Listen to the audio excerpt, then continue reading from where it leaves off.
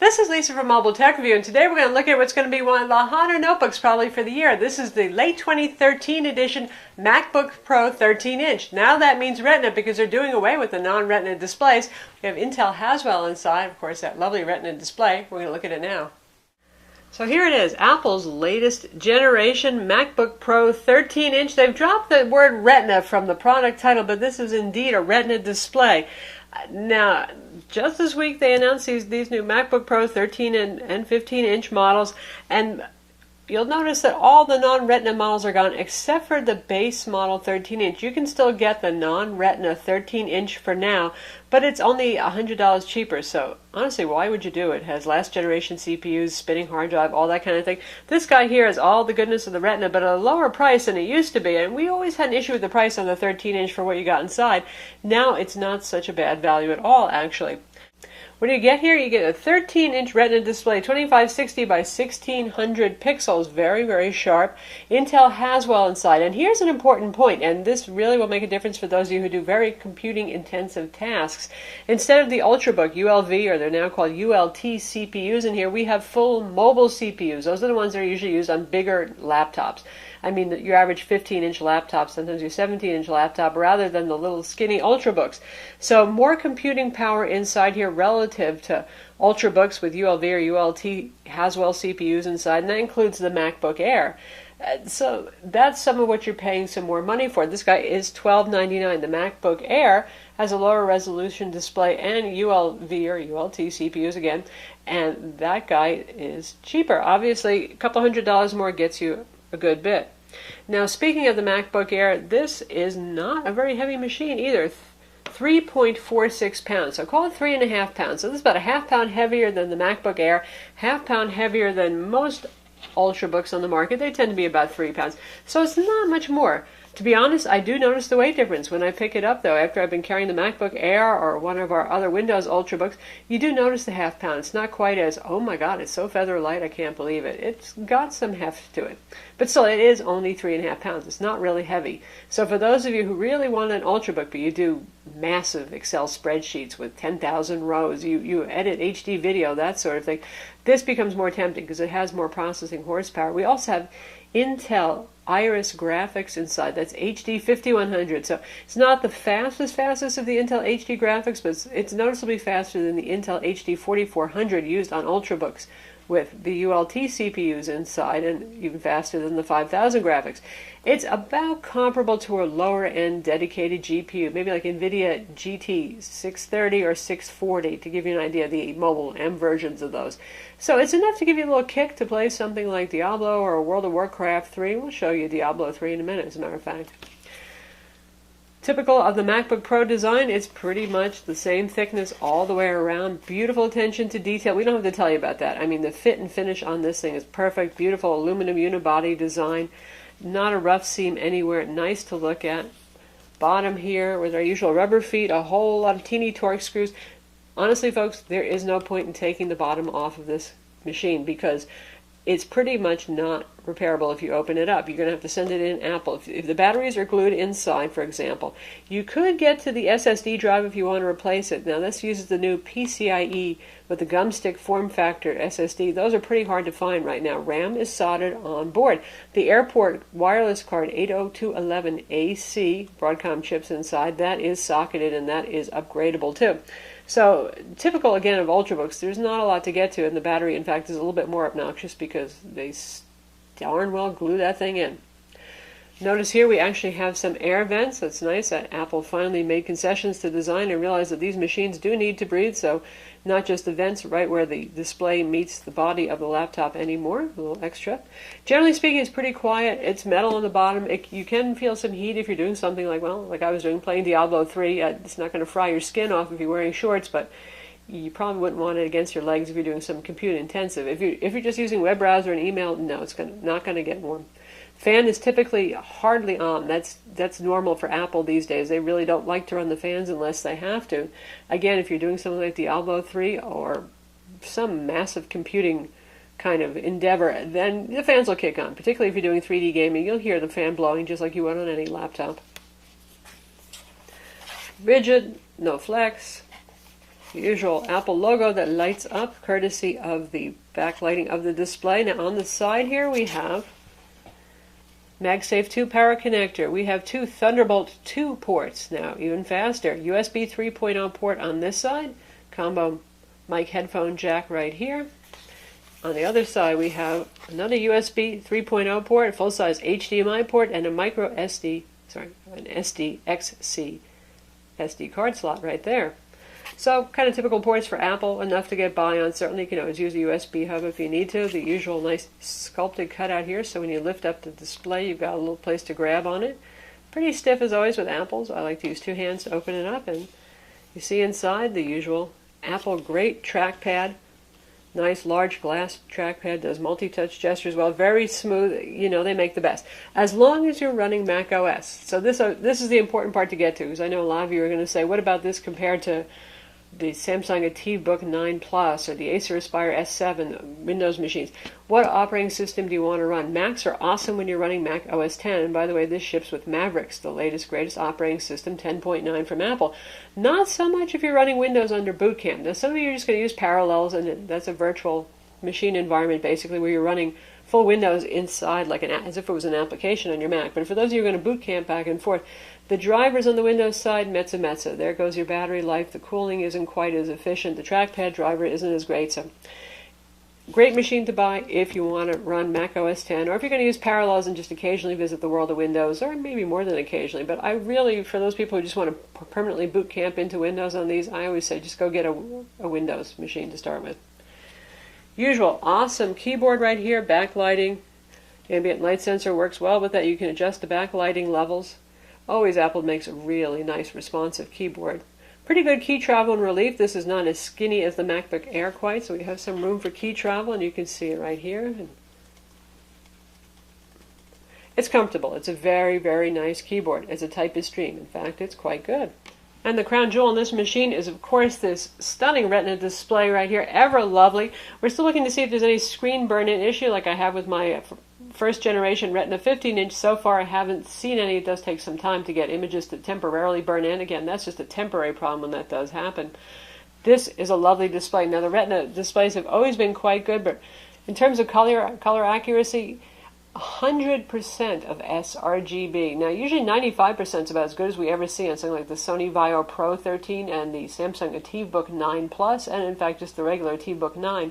That's pretty good. So you go from 95 to 100% here. I mean, 5% is not huge, but it's a pretty impressive thing when you can say you have 100% of sRGB.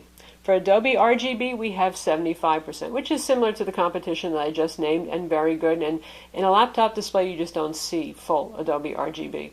Brightness level, very good, over 300 nits. Contrast levels are high at 860 to 1.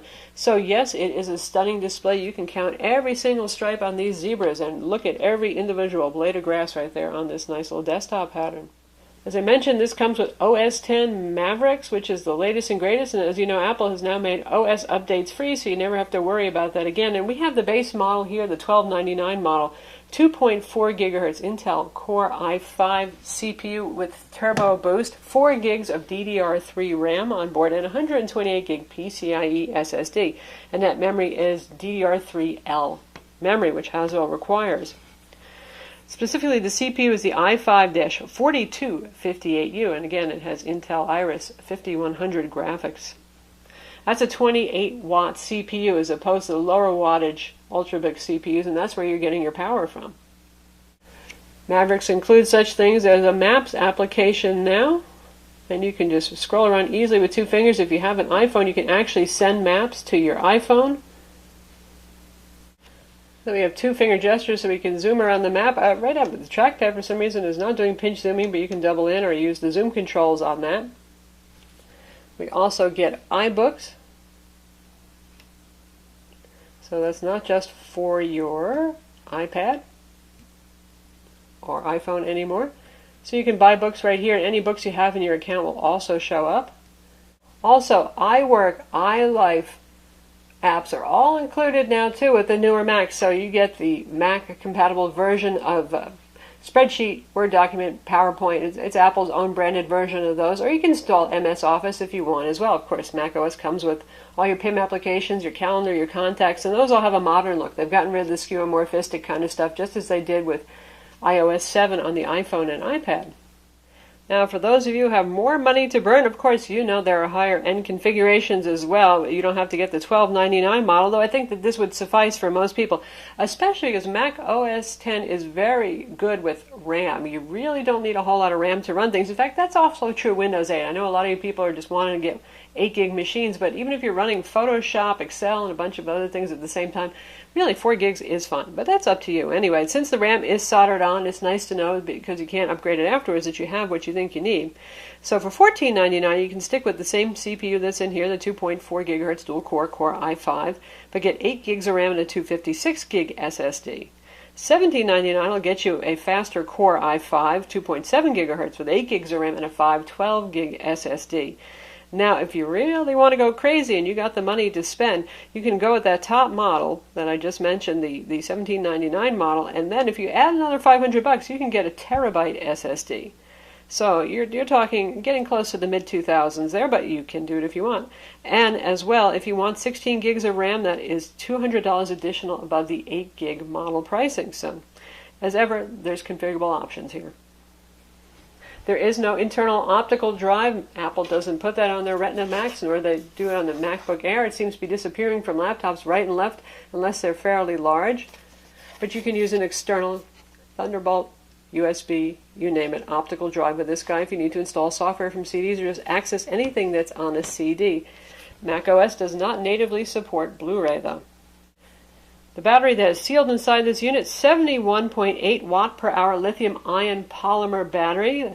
And Apple says it's good for 9 hours. Thanks to Haswell, they've actually increased the battery run times up from the old 13-inch Retina machine. And, you know, Apple's generally pretty accurate. They don't exaggerate their results. And so far, we're finding that that's true. If you go with 50% brightness, and this is an extremely bright, high-contrast display, so you really don't need to crank the brightness up, you might actually hit 9 hours. So it's not quite as impressive as the MacBook Air, but you got a lot more computing power if you need it here, and a lot more resolution in the display. And speaking of the MacBook Air, we'll do a little comparison so you can see them. And now we have the Air right on top, razor thin at the front because it tapers so much. So from the front you'd say, oh my god, what a difference. But if you turn them around to their back sides, or even from the side, you can see how it gradually gets fatter on the Air. There's where your size difference starts to equal out by the time you get to the back. They have just about the same footprint. The Air is actually slightly bigger. As you can see, it's got a little bit more overhang over here. And we've got it lined up front to back, too. It's actually a little bit deeper. But there's your size difference. Half pound less, lower resolution display, lower wattage CPU in our MacBook Air. Also a couple $100 less money, and plenty enough computing power for many people.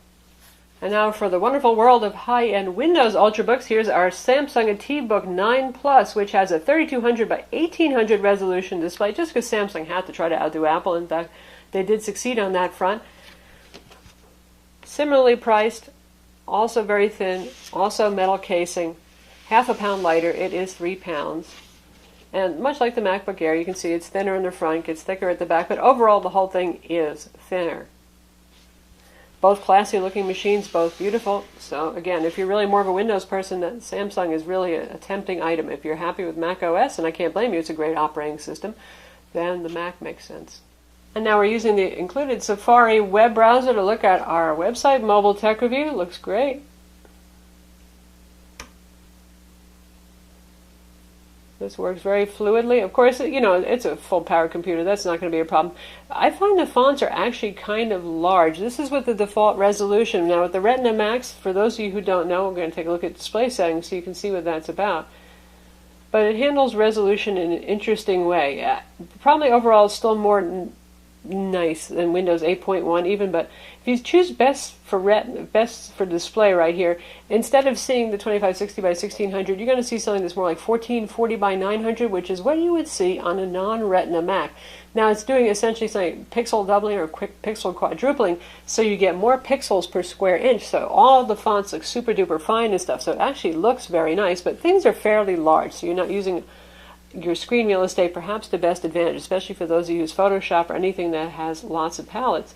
So you can also choose scaled, and then it won't give you the numerical values here, but you get the idea. If you go all the way to more space, it's going to run at maximum resolution. We can go to something that's sort of like, it tells you here underneath, 1440 by 900, which is actually what we're at right now. We can go large text, 1024 by 640. I don't think many people would need that. So we can go up to 1680 by 1050 for an equivalence.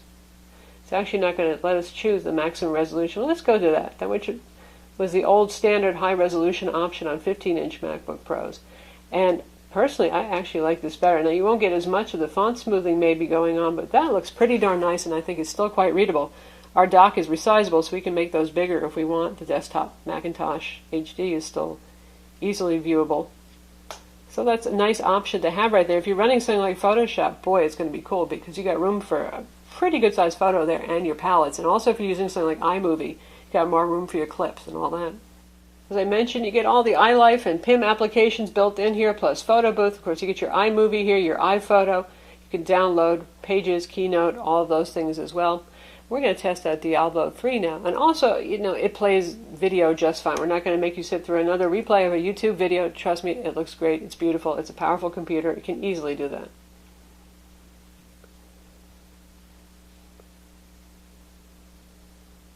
So here we are in Diablo 3. Let me show you our settings first. Now, they still have a bug where hitting Command R does not show you frames per second, unfortunately, but we have to do it by eyeballing. So we've got it at 1968 by 1230, which is sort of like, the close to 1920 by 1080. Texture quality we left at high because it does look nicer. Medium shadow quality. Physics we set down to low. Clutter density is at medium. We turned off anti-aliasing. And you can hear the fan running a little bit right now.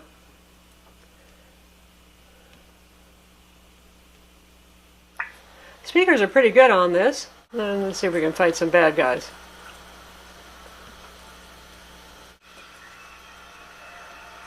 Alright, we got some zombie goodness now. Great stereo speakers on this. And the frame rates aren't too bad. We got a decent number of bad guys right here.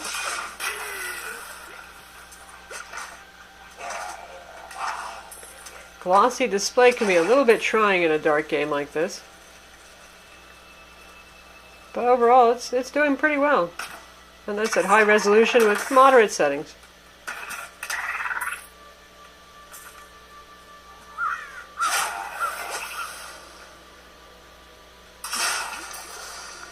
So that's Diablo 3 running on the late 2013 edition MacBook Pro with a Retina display.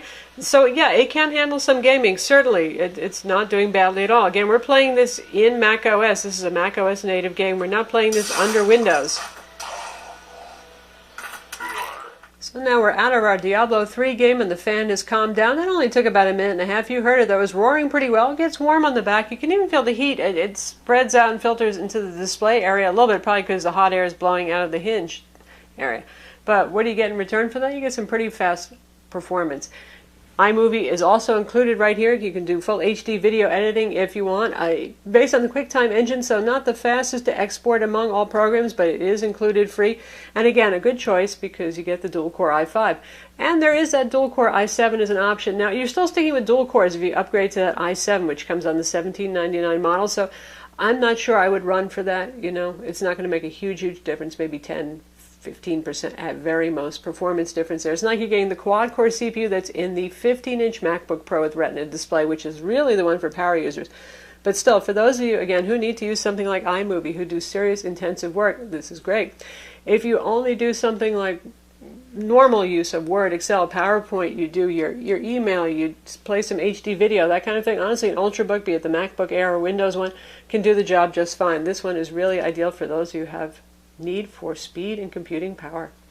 So that's the late 2013 13-inch MacBook Pro with Retina display and Intel Haswell inside, and certainly it's quite a lot of notebook for the money now. Now that Apple has dropped the price, it's priced about the same as some premium Ultrabooks, a little bit more, but what you get obviously is even higher resolution display, certainly than on the MacBook Air and on many competing Windows-based Ultrabooks, and you get full mobile CPUs inside for those of you who need that kind of processing power.